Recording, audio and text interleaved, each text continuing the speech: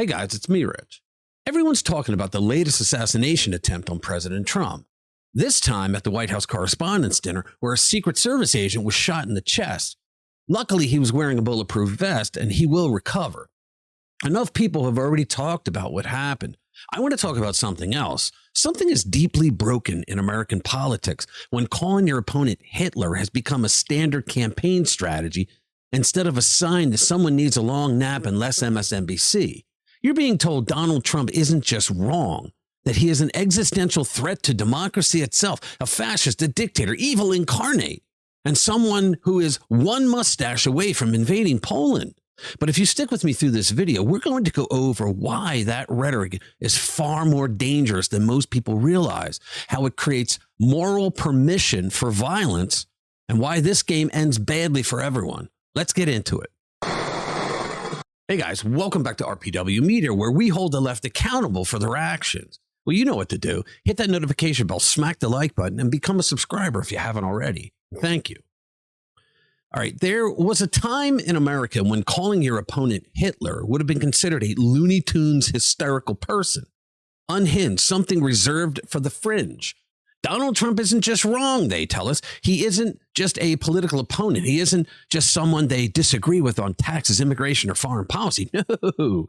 According to Democrats, he is an existential threat to democracy itself. He is a fascist. He is a dictator. He is destroying America. He is dangerous. He is evil.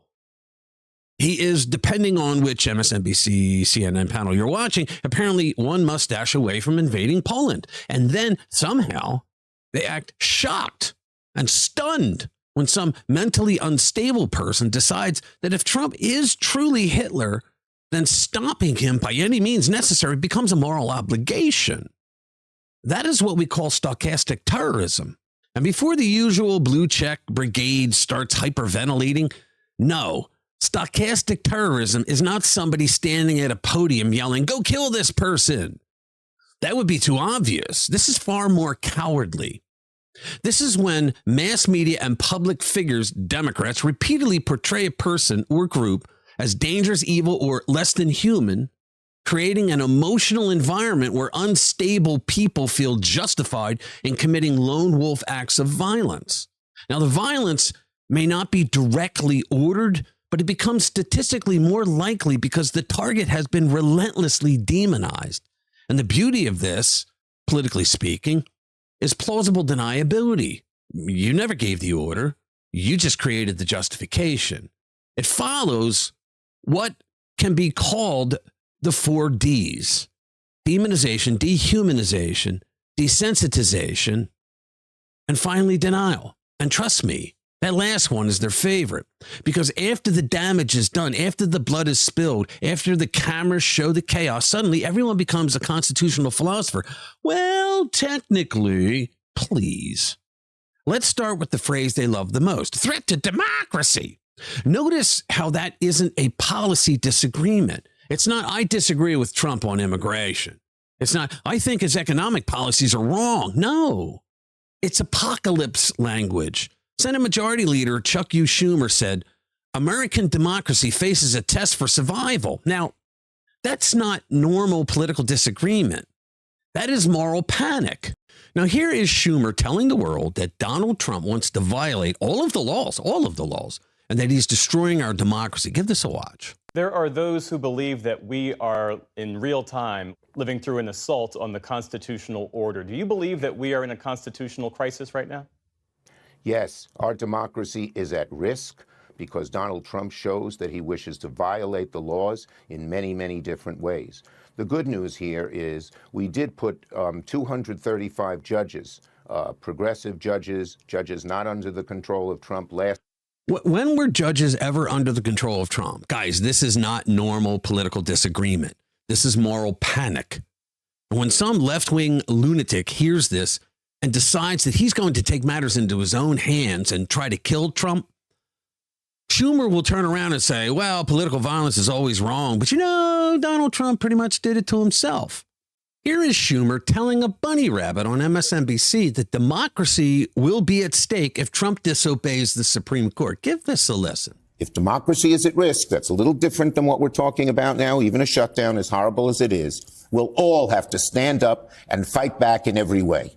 I think actually this is useful because I do think, like, just in a genuine sort of good faith way, that there's a lot of people, and I think I probably count myself among them, who think that that's where we are right now. Well, that the plan being deployed right now. You may be right. I don't think so. We're there. I think you think we're not there yet. Well, I think we're getting there, and we have to be really vigilant. I just had a meeting today with the Judiciary Committee to decide how we're working through this as it goes further. It hasn't been up to the Supreme Court yet, which would be the classic if they disobey the Supreme Court. Can you believe this?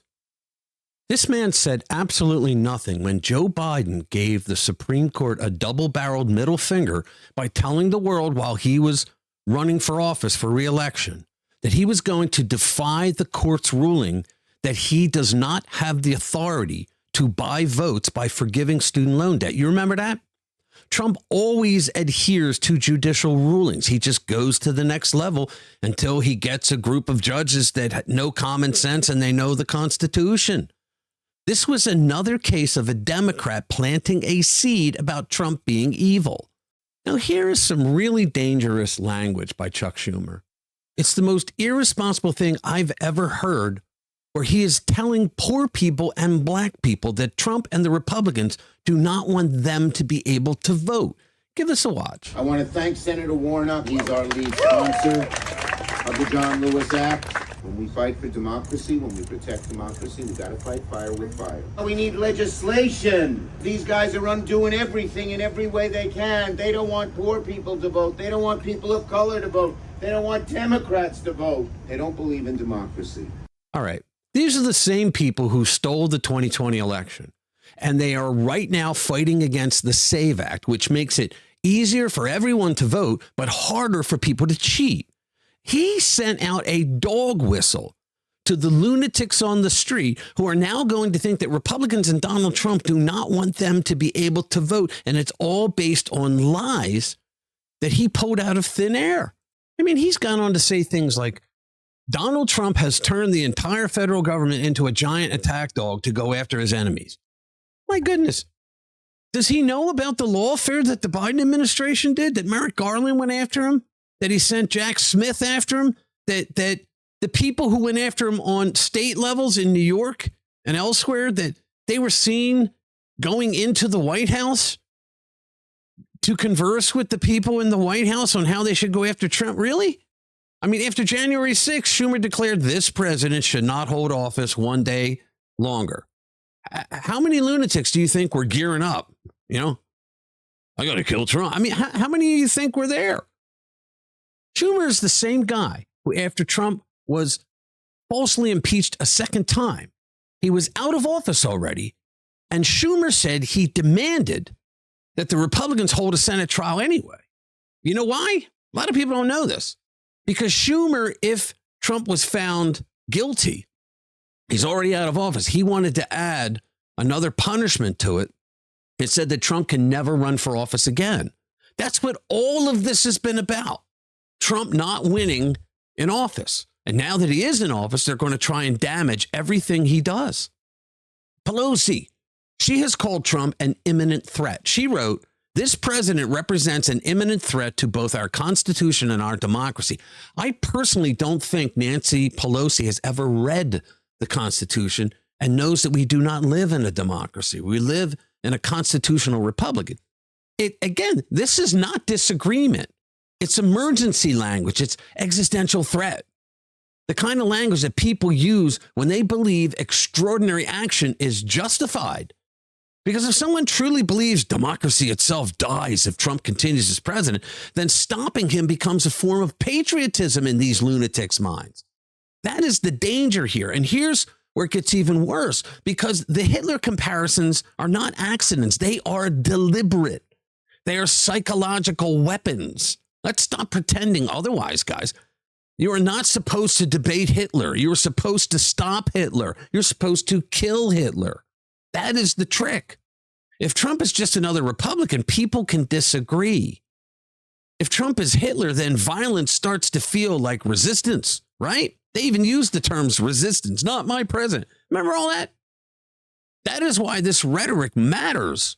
It's why words matter. They don't believe words matter on the left. You see, words and the way they use them, they create moral permission. And of course, elected Democrats are only one part of the machine. The corporate media is the amplifier. CNN, MSNBC, the New York Times, the Washington Post. Different logos, same script, same panic, same moral hysteria. Everyday Americans are told Trump is a criminal mastermind, a dictator in waiting, a fascist strongman, and a direct threat to our civilization. Every panel sounds like the last 10 minutes of a disaster movie where somebody forgot to evacuate the city. And then they wonder why political violence keeps escalating. Really? You spend 11 years telling people democracy ends if this man breathes near the Oval Office. And then you're surprised when some lunatic decides that he must be stopped? Come on. Even toddlers understand cause and effect. And this isn't hypothetical. President Trump has faced multiple assassination attempts now and serious threats unlike anything we've seen in modern presidential politics. In Butler, Pennsylvania rally shooting in July 2024, it was real. Blood was spilled. The president nearly died. He was like a quarter of an inch away from dying. In the recent White House Correspondents' Dinner, armed suspect incident involving 31-year-old Cole Thomas Allen of Torrance, California. California. At some point, adults are supposed to ask the obvious question, what kind of political environment produces this? Because normal disagreement does not produce repeated assassination attempts. Moral panic does. Relentless demonization does. Stochastic terrorism does. Democrats want zero responsibility. They want all the benefits of incendiary rhetoric with none of the accountability. They want to call Trump a dictator, call him Hitler. They want to tell voters he is a mortal danger to their children, their freedoms, and the republic itself. But if someone acts violently after hearing that message for year after year after year, suddenly they become philosophers. Well, technically, no one explicitly instructed them. Please. Everyone understands how persuasion works. If I spend years telling someone their house is on fire, I don't get to act surprised when they smash a window. You created urgency and fear. You created moral permission to do whatever it takes. That matters. And this is bigger than Trump. This should concern everyone, including people who hate Trump. Because once political violence becomes morally justified against one side, it never just stays there. It spreads. It escalates. It becomes normalized. Republics do not survive when citizens are trained to see elections as apocalyptic battles between good and evil. That is how nations break. And the more desperate the Democrats get with their position among the electorate, the more crazy their speech becomes. This is not all at once to take down nations. It's slowly. It first happens with language, then with fear, then with justification, and then comes the blood.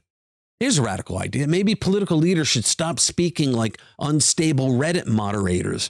Maybe every election is not the end of civilization itself. Maybe every Republican is not a fascist. Maybe every Democrat is not a communist. Well, all right. Maybe disagreement is not treason. Maybe if elected officials and media personalities stop treating politics like holy war, mentally unstable people would stop treating violence like it's a civic duty. Crazy thought, I know. Because in the end, this is not really about Trump. It's about what kind of country we are willing to become. When political leaders, media personalities, and activists spend years telling people that one man is Hitler, that he is the end of democracy, that he's evil incarnate and must be stopped at all costs, they are playing with fire. They may never directly say the words, go do violence, but they know exactly what they're creating. Fear turns into panic, panic into justification.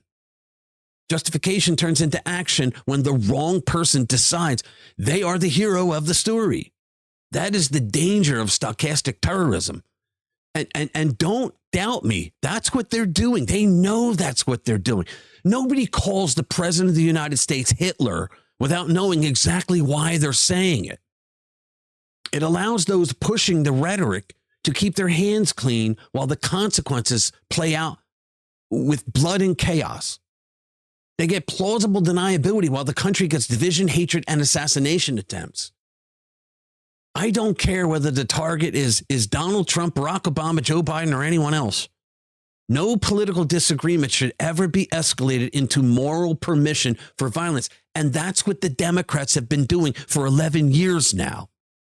In a republic, we sell our battles with debate, persuasion, and elections, not with bullets and body bags. If we continue to normalize the language of destruction, eventually destruction becomes normal. The road does not end in justice. It ends in a country none of us would want to live in. We should demand better from our leaders, our media, and of ourselves. Because once political violence becomes acceptable for one side, it becomes inevitable for all sides. And by then, it's always too late to pretend we did not see it coming. Conservatives are exhausted from hearing the left loudly proclaim that political violence is wrong, while everyone knows the unspoken second half of that sentence is, unless it's Trump. We see it every time there is an attack or assassination attempt against President Trump. Instead of condemning the violence outright, many on the left immediately shift to blaming Trump himself or conservatives as if their own years of reckless rhetoric had nothing whatsoever to do with left-wing extremists who carry out these acts. That may be the biggest lie of all. The country does not survive if politics become a blood sport, where one side convinces the other side must be destroyed instead of defeated at the ballot box. If we keep normalizing the language of moral panic, eventually violence becomes normal as well. The good news is this can be stopped. Americans can reject the manipulation, reject the hysteria, and remember that elections are settled with votes, not vengeance. That is how republics survive. So tell me what you think in the comments below. I love hearing from you. God bless, and thank you for watching. I'll see you in the next one. Too many secrets, too many closed doors. We're sick to cover-ups. We're sick of the cover-ups. Want the truth and nothing